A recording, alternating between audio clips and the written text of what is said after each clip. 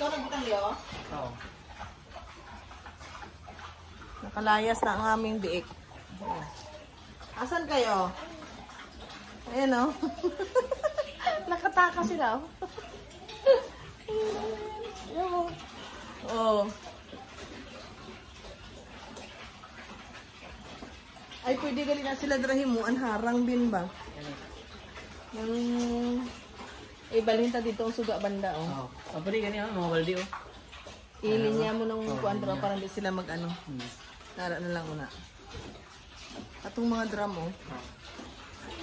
Teka, may ara to plywood. Para hindi mo na sila ibutang sa balde. Sinamian mo sila diri o. Ang magid sila para hindi sila mabasa. Ayan guys. Oras ng pagkain ng aming mga inahin. Inahin 5. Hindi pa buntis. Ito, sana mabuo na. Ito yung bagong panganak. Yan siya. Ang bibi siya yun o. Nagdudunggulan na guys o. Ayan. Tapos, ito, 1 week pa lang to na breeding. Ito yesterday, na breeding to yesterday ito. Second na niya, ito first. Second breed niya na hindi siya hindi kasi natuloy.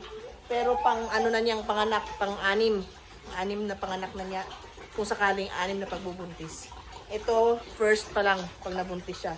Yan siya, ikalawang panganak niya pa lang. Tapos yun, sabay dapat tong dalawa. Kaso lang, hindi nabuo yung pinagbubuntis nun. Tapos yun, first din. Wala pa, hindi pa naman. So, ayan ang aming piglets. Thank you.